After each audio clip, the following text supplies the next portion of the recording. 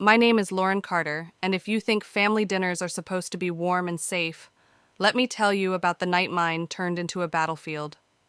I remember it so clearly, crystal glasses sparkling under the chandelier, my father beaming, as he poured champagne into flutes that had only ever been reserved for Christmas. My mother's china was set out too, gleaming like it had been waiting for a celebration, and there was my younger sister Rachel, sitting at the head of the table as though she were the guest of honor. The moment she opened her mouth, the air in that dining room shifted forever. "So next week I'll be moving into your place," she said, casual as if she were announcing a new diet or a yoga class. She smiled at me while my parents exchanged delighted glances, like this was all so reasonable, like my life was a canvas they had already painted over. My knuckles went white around my water glass. Every detail, the formal setting, the champagne chilling Rachel's seat at the head screamed at me that this wasn't just Sunday dinner. This was an ambush. I wanted to ask, did anyone bother to check with me? But I didn't. I had learned that in my family, objections carried a price. I could already hear the labels forming in their minds: selfish, difficult, uncaring. Labels I had been carrying since childhood, every time I said no, every time I tried to put up a boundary. As Dad raised his glass, he declared, "To new beginnings," and everyone lifted their champagne flutes, everyone but me. Because I could see it now, the cardboard boxes I'd noticed stacked in my garage days earlier, neatly labeled Rachel's winter clothes and Rachel's books. She had already started moving in. This wasn't an invitation, it was an announcement. My consent was irrelevant. And in that moment, fury rushed through me, hotter than the wine I refused to touch. My parents' satisfied faces, Rachel's smug certainty it was the same script as always. She takes, I give, they enforce the trade. Only this time, something inside me hardened. I had come prepared, though I hadn't been sure I'd use it. My purse was heavy with a manila envelope. My fingers brushed against it as if reminding me that tonight, maybe for the first time, I could break the script.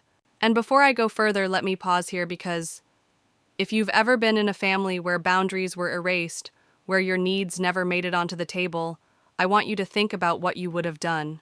Would you have raised your glass and played along, or would you have dared to set the glass down and say, "No"? Tell me in the comments what you would have done in my shoes, and don't forget to subscribe so you won't miss the rest of this story. I promise it only gets more explosive from here. Because that night in that dining room, as the champagne fizzed and my sister's boxes filled my garage, I realized something: the pattern had held my entire life, until now. And that was the exact moment I decided I was going to break it. I should have recognized the signs long before Rachel opened her mouth that night. The clues were right in front of me, as glaring as the chandelier light bouncing off those crystal glasses. My parents never went to such lengths for a simple Sunday dinner. This wasn't hospitality, it was theater. The champagne, the polished silverware, the seating arrangement, all of it told a story I wasn't supposed to catch until it was too late. Rachel sat at the head of the table, my father at her side, my mother glowing with pride. And me, I was cast as the silent audience to a performance I hadn't agreed to attend. When Rachel raised her flute with a gracious smile, thanking my father for the pour, I could almost hear the stage directions. Rachel enters as the star. Lauren remains in the shadows. The script was already written, and they assumed I'd fall into my role as usual, the dutiful daughter who swallows her objections. But I felt every nerve in my body hum with resistance, because this wasn't just a dinner. It was a coronation, and my home had been chosen as the crown jewel. I thought back to 3 days earlier when I had opened the garage and found those plastic tubs stacked neatly against the wall. Rachel's winter clothes, Rachel's books. The handwriting wasn't mine. When I'd texted her, she'd brushed it off, just temporary storage. But now, under the golden light of the chandelier, I saw the truth. My garage wasn't storage, it was staging. And the way my parents looked at each other across the table, beaming with satisfaction as if this entire ambush had been perfectly executed, cut deeper than Rachel's entitlement. They had all known. They had planned it together. My role was never to be consulted, only to comply. It hit me with the force of a tidal wave. I was the last to know about the invasion of my own life. My home, the one I'd scraped and saved for years, was treated as if it belonged to everyone but me. As Dad raised his glass, declaring "to new beginnings," the words rang like a verdict. New beginnings for Rachel. For my parents' sense of benevolence. For their image of family unity. But for me, it was the beginning of another erasure, another reminder that my independence, my sacrifices and my choices could be written out of the story whenever it suited them. The champagne fizzed flutes clinked, and I sat frozen, my glass still full of water. In that moment, I felt the crushing weight of expectation pressing down on me, daring me to smile, to nod, to raise my glass and surrender once again. But the thing about staged ambushes is that they only work when the target plays along. And I could feel something rising in me, an electric certainty that this time I would not play my part. Because what no one at that table knew, what not even Rachel suspected, was that I held a secret of my own. A secret tucked neatly into the manila envelope at the bottom of my purse. The real new beginning wasn't hers, it was mine. Before I reveal what happened next, let me ask you, have you ever sat in a room where everyone smiled like they had your life figured out for you while your voice was quietly erased? Did you go along with their plan, or did you dare to break the script? Share your story in the comments. I read them all, and if you're watching this right now, hit that subscribe button. These stories of resistance matter, and I promise you the best is yet to come. That night, under the glow of chandeliers and the clinking of champagne glasses, I realized every family dinner I had ever attended was a rehearsal for this moment. But this time I wasn't going to sit quietly. This time the play they had written for me was about to collapse, and they had no idea I was holding the pen. The thing about moments like that, sitting at the table watching my parents smile at Rachel like she was some chosen heir, is that it wasn't new. It was only the latest chapter in a story that had been written decades ago. I'd grown up in a house where fairness was a word tossed around but never practiced. Rachel, the younger sister, was always the one going through a rough patch, always the one who needed saving. And me, I was the fixer, the reliable one, the child who didn't ask for much, and therefore in their eyes didn't deserve much. When Rachel wrecked her first car at 19, my father marched into the dealership the next day and co-signed a new loan for her. When I asked for help with tuition, I was told, "Lauren, you're smart. You'll figure it out. Scholarships exist for people like you." I figured it out all right by working 2 jobs, surviving on coffee and instant noodles while Rachel's insurance premiums were quietly covered for the sake of her future. It wasn't just about money, it was about roles carved into stone. Rachel, the fragile one, eternally protected. Me, the sturdy one, expected to carry more than my share. And whenever I dared to protest, the labels flew: difficult, selfish, ungrateful. Those words became chains, tightening every time I tried to pull free. I remember one Thanksgiving when I was 23. I'd driven 6 hours after a night shift to make it home, only to find Rachel had taken my old room redecorated like I'd never existed. My suitcase stayed in the hall all weekend untouched. When I asked where I should sleep, my mother said, "On the couch, honey. Rachel needs her rest." The pattern repeated again and again until it wasn't just family tradition, it was family law. Rachel asks, I give. Parents enforce. No appeal. And yet somewhere deep inside me, a stubborn flame had survived. I had worked extra shifts, denied myself vacations, skipped dinners out with friends, all to save every penny toward buying my own home. That house wasn't just wood and brick. It was proof I could build something that was mine, not handed to me or taken away. But as I sat at that dining table, listening to Rachel casually announce she was moving in, I realized even that dream wasn't safe from being absorbed into her orbit. My sacrifices meant nothing to them. My independence was just another resource they could redirect to her. The anger that night wasn't sudden.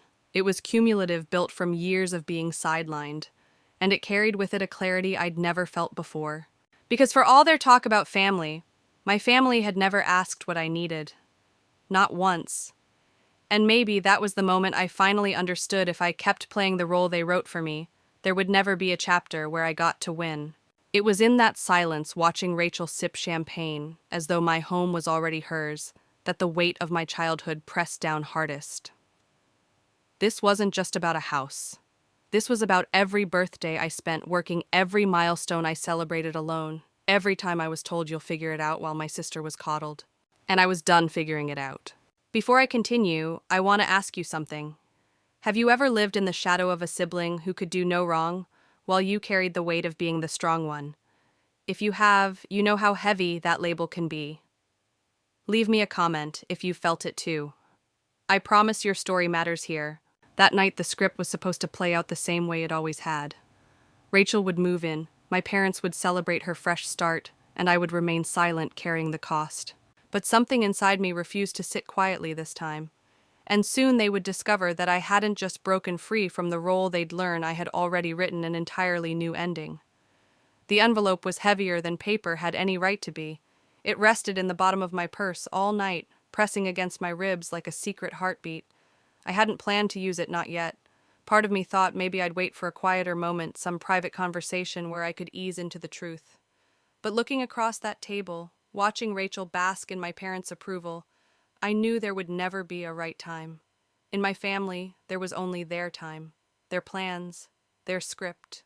Rachel laughed as if she were the star of some sitcom. "Don't look so serious, Lauren. This is good news for both of us. You get company, and I get to save on rent." She tilted her head, daring me to argue. My parents nodded along, silently reinforcing her entitlement. My hands stopped trembling the second I reached for the envelope. Fury had steadied me. I placed it in the center of the table, sliding it across the polished wood like a declaration of war. The champagne fizzed, a crystal flute clinked too loudly, and then silence, thick, oppressive, expectant, filled the room. "I have news too," I said, my voice calm, almost detached. My father froze his glass halfway to his lips. My mother's smile faltered, her eyes narrowing. I could see the united front forming in real time, the shift in posture, the subtle glare, the unspoken warning, "Don't ruin this. Don't be difficult." I ignored it. With deliberate care, I pulled the papers free and spread them across the linen tablecloth. "This," I said, "is the sale agreement for my house. I sold it last week. I have 30 days before I move." The sound that followed wasn't words. It was Rachel's champagne flute slipping from her hand, shattering against the hardwood floor. No one moved to clean it up.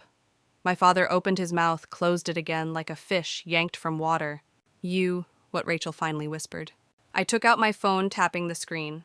"While you were planning to move in, Mom and Aunt Sarah were already designing your bedroom." I turned the phone so they could see the Pinterest board. I'd discovered meticulous photos of color palettes and furniture under the title Rachel's New Room. Recognition flashed across their faces like a lightning strike. 9 years of overtime shifts, ramen dinners, canceled vacations, 9 years of sacrifice to buy my dream home. And to them, it was nothing more than square footage for Rachel's next reinvention. My father stood abruptly, towering over me. "You can cancel it. These things have cooling-off periods. It's not too late." "No," I said, holding his gaze for the first time in years. My mother rose too, her hand clamping onto his arm. "Lauren, we already promised Rachel.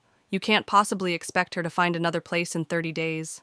The betrayal tasted bitter on my tongue, but beneath it there was something else. Relief. For the first time, the weight wasn't mine alone. I had spoken, drawn a line they couldn't erase. And I saw it in their faces: shock, anger, disbelief, but also fear. Because for once I wasn't playing the part they wrote. Before I go further, I need to ask, have you ever dropped a truth so sharp it shattered the room? A truth that shifted power in an instant. If you've had a moment like that, share it below and make sure you're subscribed, because the fallout from this moment was far bigger than anyone expected. As Rachel crouched, picking shards of glass from the floor with trembling fingers, I realized something. For years, they had treated my silence as compliance. Tonight, I had given them proof that I wasn't silent anymore. The play was over, and the real drama was only beginning. The silence didn't last long. Like clockwork, the roles reset. My father was the first to find his voice, his face flushed crimson as if my decision were a personal betrayal rather than my survival. "You'll call the realtor first thing in the morning," he said, waving a hand dismissively. "These contracts have loopholes, cooling-off periods. Just undo it." His tone carried the same authority he'd used on me since I was a child, as though I were still 12 years old asking permission to borrow the car. "No," I said, calm but firm. The word tasted strange, like metal on my tongue, but I didn't spit it out. I swallowed it whole, letting it root inside me. My mother's voice cut in shrill with a note of desperation. "Lauren, we already promised Rachel. You can't possibly expect her to find another place in 30 days. Do you want your sister to be homeless?" And then from the far end of the table, Aunt Margaret's voice chimed in, far too casual for the knife she was sliding between my ribs. "We were going to move most of her things next Tuesday while you were at work, just to make it easier for everyone. My pulse roared in my ears. They had planned it down to the logistics, my sister's invasion of my home executed behind my back, carried out while I earned the paycheck that kept that house standing. Rachel blinked at me through watery eyes, though I didn't miss the flicker of smugness beneath her tears. "You did this on purpose," she whispered. "You sold your house just to spite me." There, it was the family's favorite tactic. Flip the script, turn my boundary into cruelty. My decision, born of months of suffocating bills and midnight panic attacks, recast as a petty vendetta against my sister's rough patch. My father leaned forward, voice dropping into that warning register that had always made me fall silent before. "Think carefully, Lauren. What about your property taxes coming due? You know I've helped with those." I felt the implied threat wrap around me like barbed wire, his annual gift suddenly weaponized as leverage. It wasn't support, it was control, and always had been. My mother's tone shifted, too soft and patronizing the way she spoke about unstable people. "Sweetheart, I'm worried about you. This kind of impulsive decision-making isn't like you. Are you feeling all right? Have you been taking care of yourself?" I wanted to laugh. They were gaslighting me in real time, erasing every trace of my exhaustion, my sacrifices, my 9 years of clawing toward stability. To them, my no couldn't be reasoned. It had to be insanity. For a moment, I considered explaining. The roof replacement that drained my savings, the water line break that devoured what was left, the heating system failure that forced me into debt. But I stopped myself. Why hand them ammunition? They'd twist it into more proof that I was unstable, that I wasn't capable of managing on my own. Instead, I kept my voice steady. I made this decision for my own reasons, and it's final. The air thickened, the room suddenly too small. My parents looked at me as if I were a stranger. Rachel sobbed harder, her tears landing like accusations on the tablecloth. Aunt Margaret avoided eye contact, her lips pressed tight.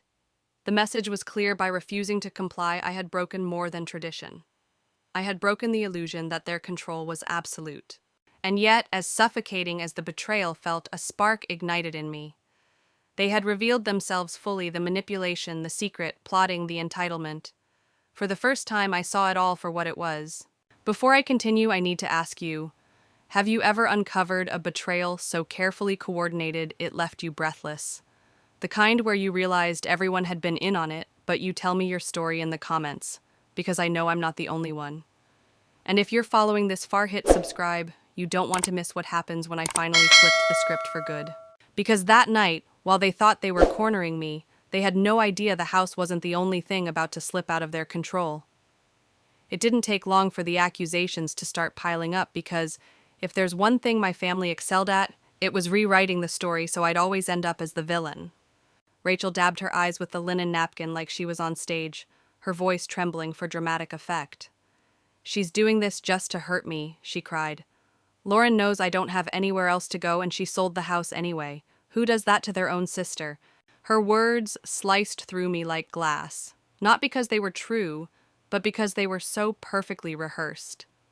She wasn't appealing to reason, she was appealing to pity, the same tactic that had kept her afloat her entire life. And right on cue, my parents leaned in, not to me, but to her. "Rachel, sweetheart," my mother said, wrapping an arm around her shoulders, "you've been through so much. We'll figure this out." Then she turned on me, eyes narrowing. "But you, this selfishness, this cruelty, I don't recognize you anymore." There it was, the shift from concern to condemnation. If my no couldn't be ignored, it had to be pathologized. If I wouldn't comply, I had to be punished. My father slammed his palm against the table, the crystal rattling. "We raised you to value family, Lauren.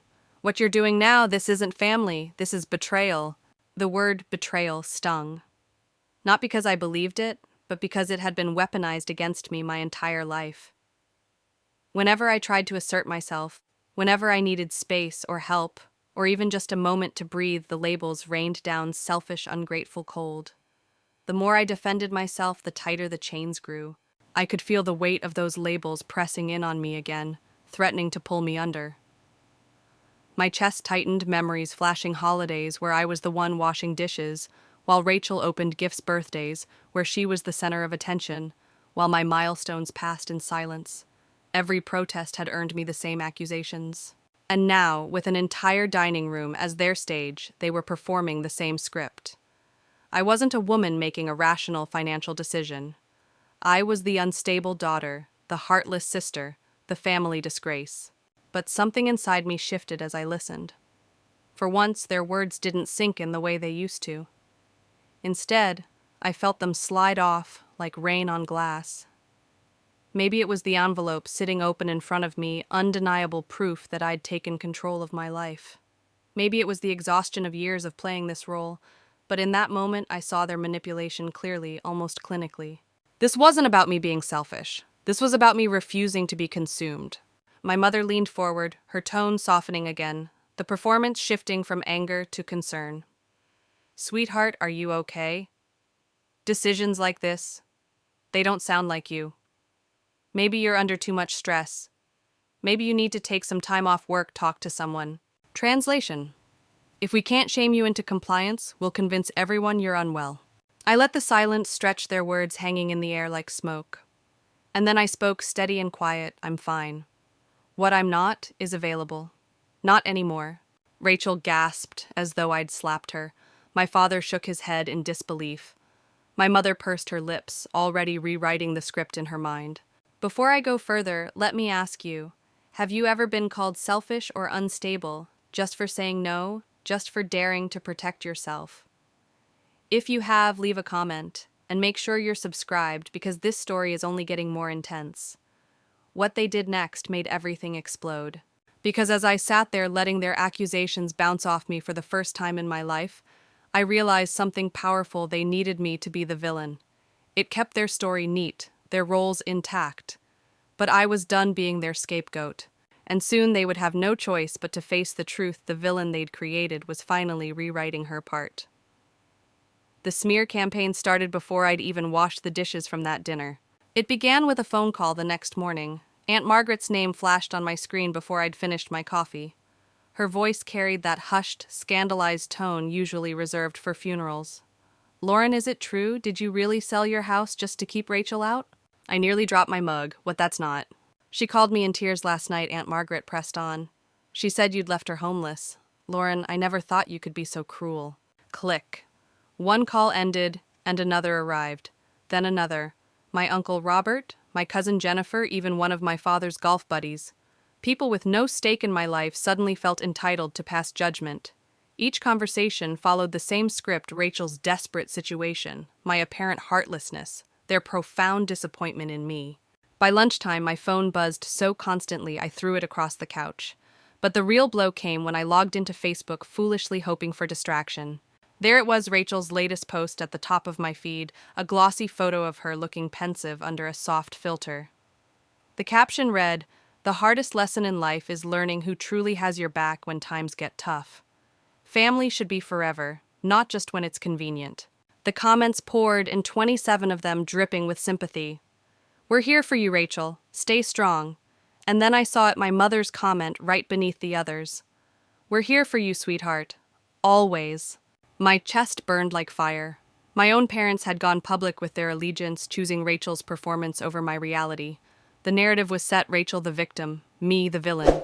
And it didn't stop at family. The gossip spread like wildfire. On Thursday, a colleague stopped by my desk, her expression tight with pity. "I ran into your sister at Starbucks," she whispered. "She told me about the house situation. If you need help finding her temporary housing, my church has a program." I clenched my jaw so hard it ached. "Thanks, but Rachel isn't homeless. She has an apartment, and 2 parents with a 4-bedroom house." My colleague blinked, clearly uncomfortable. She seemed really upset. And then she scurried away, leaving me to stew in the wreckage of my reputation. That night, locked in a bathroom stall with my phone trembling in my hands, I finally texted Rachel directly, "Stop telling people I'm making you homeless. It's a lie, and you know it." Her reply came instantly: "You're selling the house I was counting on. What would you call it?" My stomach dropped. She wasn't just spinning a story, she believed it. In her mind, my life, my savings, my home were all extensions of her safety net. By removing them, I wasn't protecting myself. I was betraying her. But the truth was far uglier than anything Rachel was posting online. The truth was in the invoices stacked on my desk: the $11,000 roof replacement after spring storms, the $8,200 water line repair, that gutted my emergency fund, the $5,000 heating system failure that tipped me into debt. Those weren't spiteful decisions, those were survival. But survival doesn't make for a sympathetic Facebook post, victimhood does. Before I continue, let me ask you, have you ever been painted as the villain in someone else's story, even when all you did was try to survive? Have you ever watched people believe a lie because it was easier, cleaner, more dramatic than the truth? If you have, tell me in the comments and stay with me, because what came next was the breaking point. This story is only heating up. By the end of that week, I understood something chilling. Rachel wasn't just invading my home. She was invading my name, my identity, my reputation, and the people who should have defended me were the ones fueling her fire. They thought they had buried me under the weight of their accusations. But what they didn't know was that I'd been quietly building something stronger than their story proof, and I was about to use it. The rumors were suffocating, but what broke me wasn't what people said. It was knowing that not a single one of them cared enough to ask me why. The truth wasn't glamorous. It wasn't wrapped in the soft focus glow of Rachel's social media post. The truth was ugly, relentless, and stamped across the bills stacked high on my kitchen table. It started in March when the storms rolled through and revealed leaks in 3 different rooms. The roofing contractor's invoice stared back at me, $11,000. I drained my vacation fund, every cent I'd been saving for a rare trip with friends, and even took out a small loan. One-time emergency, I told myself. Temporary, manageable. Then April came. The city updated the main water line, and suddenly my connection was a decaying relic. Pipes burst. Mud flooded the yard. Another invoice, $8,200. I canceled my trip to see my college roommate in Arizona. I picked up weekend marketing shifts just to keep the account from hitting zero. Dinner became ramen and discount frozen meals. By June, I was hollow stretched thin and praying for a break. Instead, the heating system collapsed. No warning, no mercy. $5,000. The contractor shrugged when I asked about payment plans. Upfront only. My emergency fund was gone. I punched new holes in my belt instead of buying smaller pants, too stubborn, or maybe too ashamed to admit how badly I was unraveling. Nights blurred into spreadsheets, and sleepless hours at the kitchen table surrounded by bank statements that refused to balance. Tears slipped quietly, only after midnight, when I knew no neighbor walking their dog could glance through the window and see the truth that the woman they waved to each morning was crumbling. I didn't buy new clothes. I didn't take vacations. I didn't even replace the shoes with worn soles that left my feet aching after 12-hour shifts. All of it, every sacrifice, was for that house, my dream home, my proof that I could build something without handouts. And yet around that table, my family didn't see 9 years of blood and sweat. They saw only an extra room for Rachel. To them, my house was nothing but another asset to be reallocated, another safety net for the daughter who never learned to walk on her own. That was the bitterest pill. Not that they didn't know the details, but that they didn't care to. The narrative was easier if I was selfish, if Rachel was the victim. No one wanted the truth because the truth would force them to confront how deeply they had enabled her. But I had documented everything. Every bill, every withdrawal, every late-night text begging contractors for extensions. I wasn't just surviving, I was building a fortress of proof, because some part of me knew this day would come. I remember finding an old photo while packing me on the porch the day I signed the mortgage papers, clutching the keys like they were the crown jewels, smiling so wide I thought my face would break. That version of me believed the house was untouchable, a sanctuary no one could diminish. Now, standing in the ruins of my savings, I understood differently. The house wasn't a sanctuary, it was a battlefield. And if I wanted to leave it alive, I had to fight. Before I tell you what I did next, I need to ask, have you ever sacrificed everything for something only to watch others treat it like it meant nothing? If that's ever happened to you, let me know in the comments and subscribe. Because the moment I turned those sacrifices into my weapon is coming, and trust me, you won't want to miss it. Because here's the truth, my family thought they had cornered me, that I was weak, drained, and defenseless. But what they didn't know was that those bills, those endless nights of quiet tears, were about to become my sharpest blade, and soon I was going to place that blade right in the center of the table. They called me selfish, cold, even cruel. But not once, not a single time, did anyone stop to ask me the simplest question, Lauren, what do you need? That silence echoed louder than Rachel's Facebook posts, louder than my mother's public betrayal.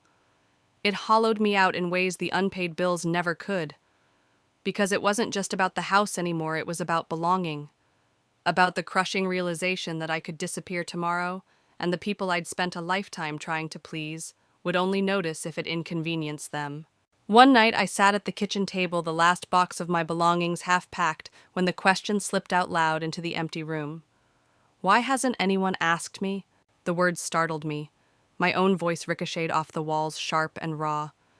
Tears blurred the ink of the unpaid invoice beneath my fingers. For the first time, I allowed myself to admit the truth. I wasn't angry at Rachel alone. I was angry at all of them, every person who saw me as a resource, a solution, a vault to be cracked open when it suited them. And in that raw moment, I made a decision. I was done waiting for permission. I was done begging for understanding. If no one else would ask me what I needed, I would answer the question myself. I needed freedom. So I began to plot not a petty act of revenge, but a reclamation. I pulled out every receipt, every contractor invoice, every canceled check. I spread them across the table like pieces of a puzzle, the edges of my story finally snapping into place. For the first time in months, I wasn't drowning. I was building. The plan wasn't glamorous, it wasn't even fast, but it was mine. I called my realtor, requested a private showing schedule, and signed the paperwork to move forward with the sale. This time, I didn't let guilt slip into the margins. I didn't frame it as an attack on Rachel or a betrayal of my parents. I framed it for what it was: survival. When my realtor asked why I was selling, I told her plainly, because it's time someone looked out for me. She nodded, not with pity, but with respect. That nod was worth more than any apology I hadn't received. Meanwhile, Rachel continued her campaign. More posts, more crocodile tears, more relatives whispering behind my back, but their voices grew distant like static in another room. They hadn't changed, but I had. Because the truth is, the most dangerous thing you can give someone who has been overlooked is clarity. And I had clarity now. I understood that boundaries weren't cruelty, they were oxygen. Without them, you suffocate under the weight of everyone else's expectations. And here's where I want to pause and speak directly to you. Maybe you've been in this place too, where everyone demands something from you, but no one stops to offer support. Maybe you've been the dependable one, the reliable one, the strong one, until strength became your prison. If that's you, hit subscribe and join this community, because this is the space where we say, enough. This is where we reclaim the word selfish and turn it into self-preserving. Tell me in the comments, when was the last time you actually asked yourself what you need? That night, surrounded by paperwork and proof, I realized I was no longer the villain of their story. I wasn't even a supporting character. I was the author, and I had just picked up the pen. The sale of the house would be the first line of my new chapter. The backlash would come, of course it always does, when you step outside the role assigned to you. But this time, I was ready. Because once you answer your own question, what do I need, there's no power on earth that can silence the answer. And mine was clear: I needed out. The day came sooner than I expected. My parents called asking me to attend a family discussion. The phrase carried the same weight as a summons, and I knew exactly what it meant. Rachel had turned up the pressure again. I arrived with a folder tucked under my arm, heavier than it looked. Inside were months of invoices, receipts, and bank statements. Proof not of my innocence, but of my sacrifice. The living room smelled of coffee and old wood polish. My father sat stiff in his chair, my mother perched on the couch beside Rachel, who looked far too comfortable in her performance of wounded victimhood. She didn't even glance at me. Lauren, my mother, began, her tone rehearsed. We've all been talking. It just seems logical, given your situation, that Rachel move into the spare room for a while. You don't need all that space alone. The words landed like stones. Logical, spare, alone. I let them settle before I reached into the folder and pulled out the first invoice, $11,000 for the roof. I laid it flat on the coffee table. Logical, I echoed. Let me show you what logical looks like. Their eyes followed my hands as I placed one paper after another, the sound of each sheet smacking against the table growing sharper, louder. $8, $200 for pipes. $5,000 for the heating system. Every late-night sacrifice, every dollar stripped from my savings, every meal of instant noodles. It was all there, black and white, undeniable. Rachel shifted uncomfortably. My mother frowned. My father cleared his throat. This, I said, gesturing to the mountain of paper, is what it costs to keep that house standing. This is what it cost me. and not once did anyone ask how I was managing it. You just assumed I could carry it all while Rachel... I turned toward her, finally forcing her to meet my gaze, while Rachel posts lies online and waits for me to hand her the keys. Rachel's face flushed crimson. "That's not fair," she began, but I cut her off, my voice steady, sharp as glass. "What's not fair is being told I should give up the only thing I've built, the only thing I've poured myself into, just because she's too fragile to stand on her own 2 feet. What's not fair is being erased in my own family's story." For once, silence filled the room. No one rushed to defend Rachel. No one dismissed my words as exaggeration. They stared at the papers, the undeniable evidence of what I had endured. I leaned back, letting the weight of my truth linger. "You want logic? Here it is. I'm selling the house. And I won't hear another word about Rachel moving in. This isn't her lifeline. It's my survival." My father rubbed his temples. My mother looked wounded, but for the first time she looked uncertain too. Rachel scowled, muttering something about betrayal, but her words bounced off me like pebbles. Because here's the secret: once you shine light on the truth, shadows scatter. That night I walked out of their house lighter than I had felt in months. Not because the burden was gone, it wasn't, but because I had placed it where it belonged, out in the open, undeniable. And yet deep down I knew this wasn't the end. Rachel wasn't the type to back down quietly. My parents weren't the type to accept boundaries without a fight. There would be backlash, and probably soon. But I wasn't afraid anymore.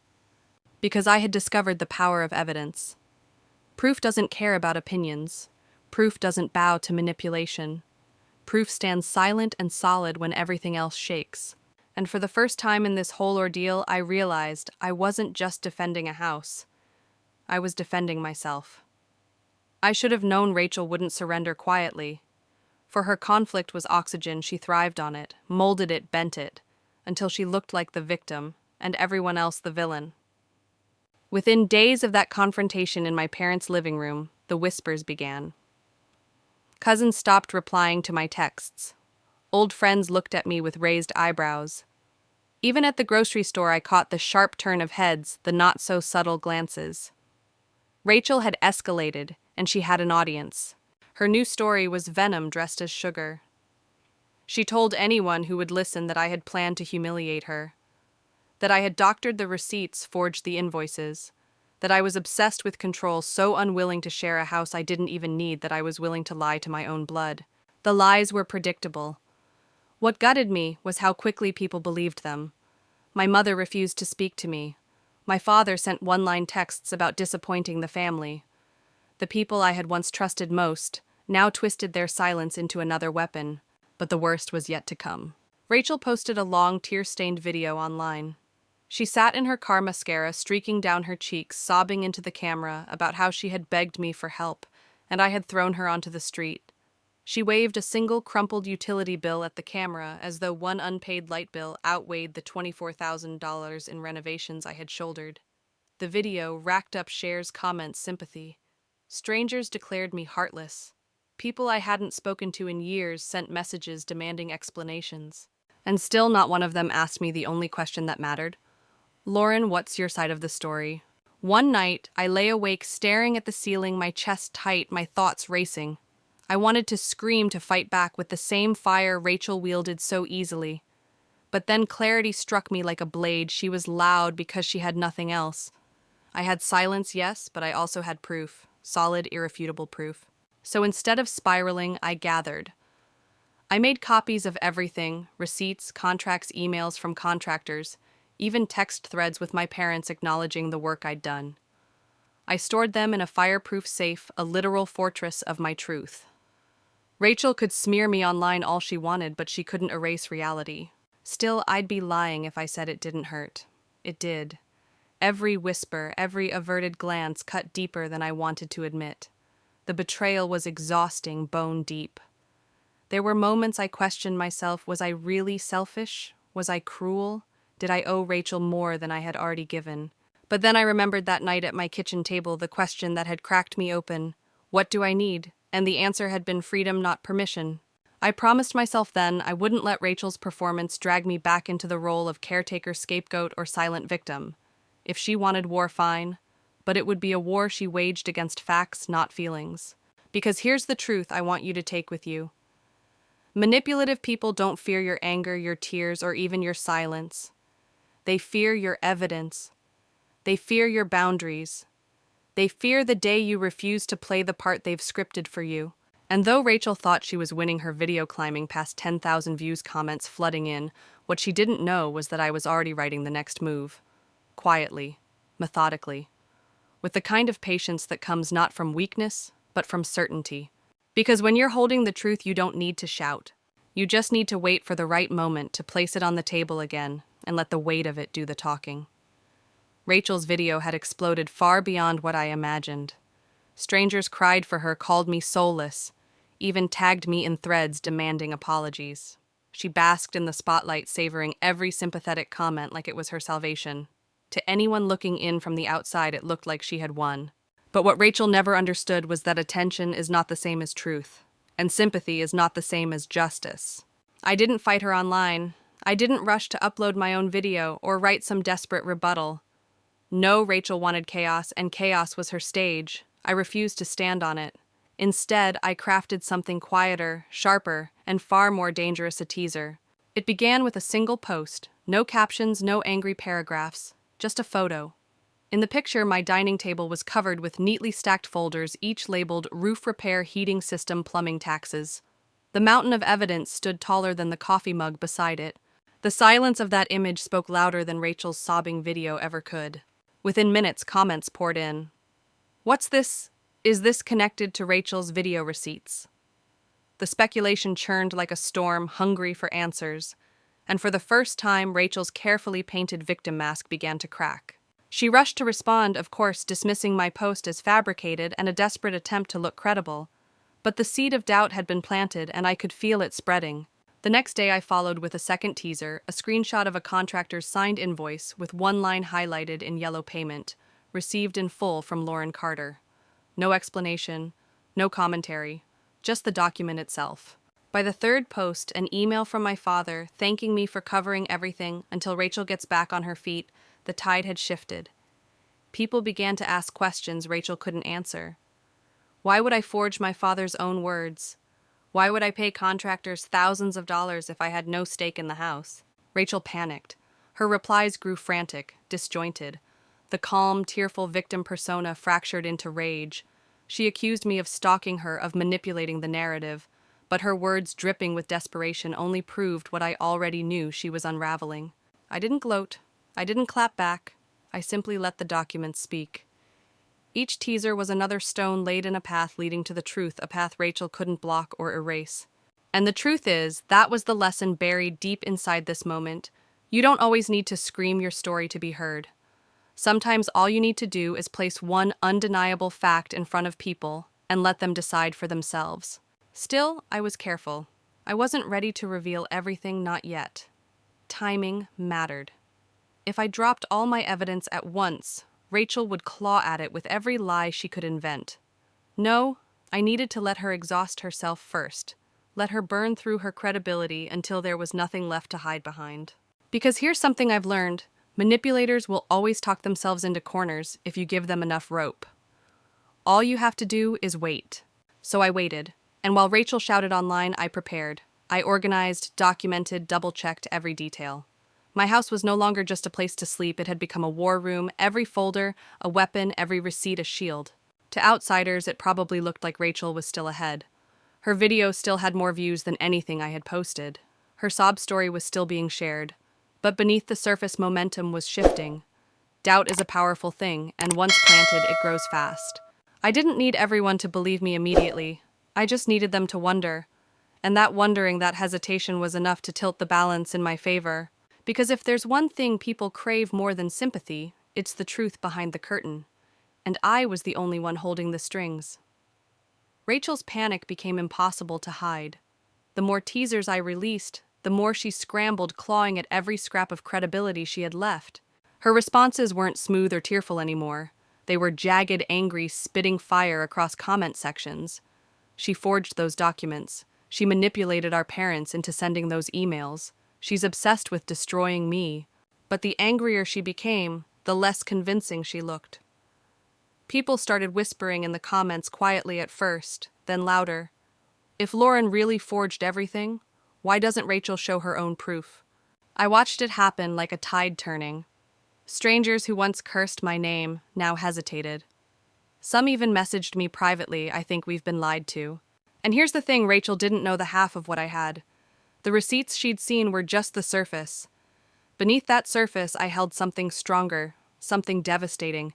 Buried deep in my folders was a set of documents Rachel had never imagined. I kept her own emails to me begging for help. Emails where she admitted she was behind on payments. Where she wrote in her own words, "I don't have the money, but if you cover it now, I'll pay you back." She never paid me back, but she left the evidence of her promise in black and white, signed with her name. Those emails weren't just proof, they were a mirror one she couldn't shatter, and yet I didn't unleash them, not yet. Instead, I let Rachel dig her hole deeper. Every time she accused me, every time she painted me as the monster, I let the world see her unravel in real time. Because that's the secret about liars: give them enough space, and they'll strangle themselves with their own words. One night, as I sat in my living room, surrounded by folders, I thought about how ironic it all was. For years, I had been the quiet one, the helper, the fixer. I had believed that silence was strength, that keeping peace meant keeping my head down. But silence had never protected me, it had only fed Rachel's power. Now my silence wasn't submission, it was strategy. Still, I knew the moment was coming, the moment when I would finally place those emails in the open and let Rachel's lies collapse like a house of cards. But the timing had to be perfect. If I did it too soon, it would look like retaliation.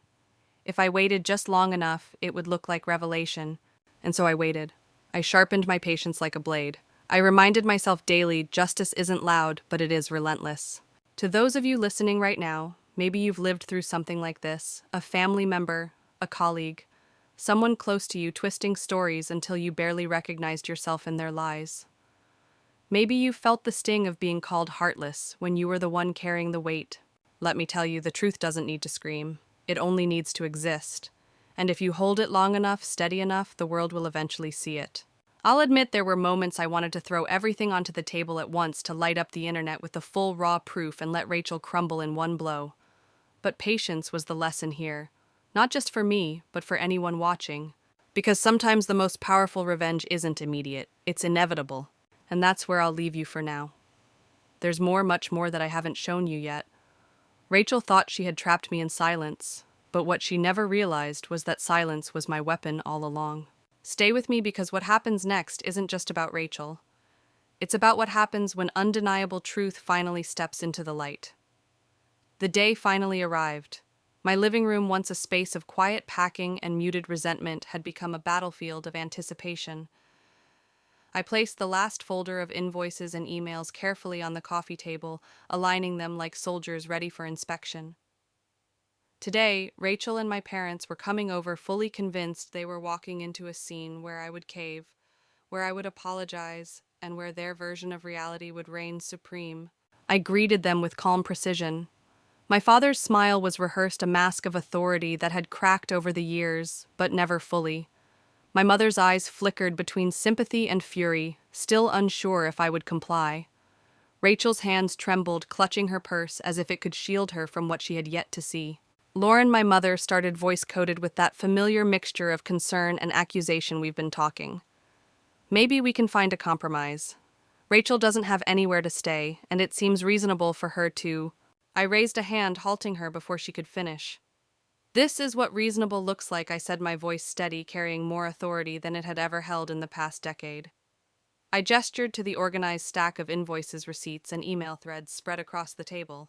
Each document told a story, and together they were a narrative Rachel and my parents hadn't anticipated. I began with the roof repairs, sliding the $11,000 invoice forward. "This is why the house had to be sold," I said calmly, letting the words hang. Next, the $8,200 for the broken water line, then the $5,000 heating system replacement. Each number, each line item, weighed heavier than any argument Rachel could conjure. Rachel scoffed, trying to regain her footing. "That's creative accounting. You're twisting things to make yourself look like the victim," she spat, but her voice lacked conviction. She knew somewhere deep down that the truth was undeniable. I leaned in, maintaining eye contact. "These aren't stories, these are facts. And there's more. Every email you sent, every request for help, every promise you never kept, it's all here, documented, signed. And it proves what I've been saying all along. My parents were quiet. My mother's lips parted, but no words came. My father's jaw tightened, the weight of reality finally pressing down on him. For once, they couldn't gaslight or dismiss me. The evidence was too concrete, too organized, too undeniable. And then I delivered the final blow, a spreadsheet meticulously compiled over years, showing every financial gift my parents had given Rachel: rent car payments, credit card bailouts. The totals were circled in bright red, a stark contrast against the white paper. My mother gasped audibly, and for the first time Rachel's expression faltered. "This isn't love," I said quietly, looking each of them in the eye. "This is dependence. And it has been hurting all of us. You've enabled behavior that has trapped my sister while I've been expected to absorb it silently. I'm done." The room was heavy with tension. Silence fell, broken only by the occasional shuffle of papers. I didn't need to raise my voice. My truth had done the work for me. Rachel's furious tears were no longer persuasive. They were evidence of the pattern she had relied upon for years. Finally, my mother spoke, voice trembling. "We thought we were helping." "And you were," I replied evenly. "But helping isn't doing someone's life for them. Sometimes the most loving thing you can do is let someone stand on their own. And now it's your turn to see that." I watched as reality crashed over them. The roles had reversed. I was no longer the submissive one. I was in control, holding the proof, dictating the narrative. And the power shift was unmistakable. Before I leave this moment, I want to emphasize this lesson: evidence is stronger than argument. Facts do not bend under emotional manipulation. If you've ever been trapped under someone else's story, gather your truth. Organize it, protect it, and when the time is right, place it on the table. The weight of reality cannot be ignored. And in that silence, as Rachel and my parents absorbed what had been hidden for so long, I realized that control had shifted, not through anger or shouting, but through preparation, patience, and the quiet authority of undeniable truth. The aftermath of that confrontation was quiet, almost surreal. Rachel sat on the couch, staring at the floor, her earlier bravado reduced to muttered apologies that didn't carry conviction. My parents, still absorbing the mountain of truth I had laid out, were no longer the judges and executioners I had feared. For the first time, they were listening. Really listening. I stood in the center of my living room, the evidence still spread out before me, and I felt something I hadn't felt in years: control. Not just over my home, but over my life. The weight of others' expectations, the suffocating pressure to appease, had lifted. I was free, not in the sense of vengeance, but in the sense of reclaiming my authority, my narrative, and my boundaries. Rachel's eyes met mine eventually. There was shame there, and maybe even understanding. She didn't need me to forgive her. She didn't even need me to acknowledge her. The truth had spoken for itself, and for once, she couldn't manipulate the story. I turned to my parents. My mother's shoulders, usually rigid, relaxed slightly. My father exhaled a slow, deliberate release that seemed to carry decades of unspoken realization. "Lauren," he said quietly, we see it now." And that was all I needed from them. Not applause, not praise, just acknowledgement. Recognition that I had been navigating the storm of family expectations alone, and that I had done so with integrity and strength. Over the next week, the dynamic shifted. Conversations became more balanced. My parents began to ask questions instead of issuing directives. They sought to understand, not to control. Rachel, while still awkward, started to take responsibility for herself. My boundaries were respected rather than ignored. And me, I began to feel the kind of quiet pride that comes from knowing you've defended not just what you built, but who you are. I took the next steps for my life deliberately. I finalized the townhouse purchase downtown, a place that felt like a sanctuary, not a compromise. I organized my finances, rebuilt my emergency fund, and allowed myself to envision the future without the constant shadow of debt and guilt. My photography course started, and I felt a sense of creative freedom that I hadn't experienced in years. Dorothy, my friend and unwavering ally, brought Thai food one evening as we wrapped photo albums and other keepsakes.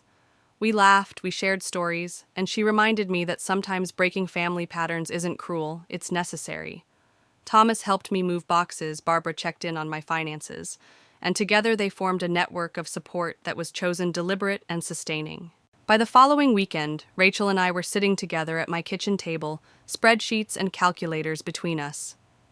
For the first time, she was learning how to plan her finances, how to save, and how to take responsibility for her own life.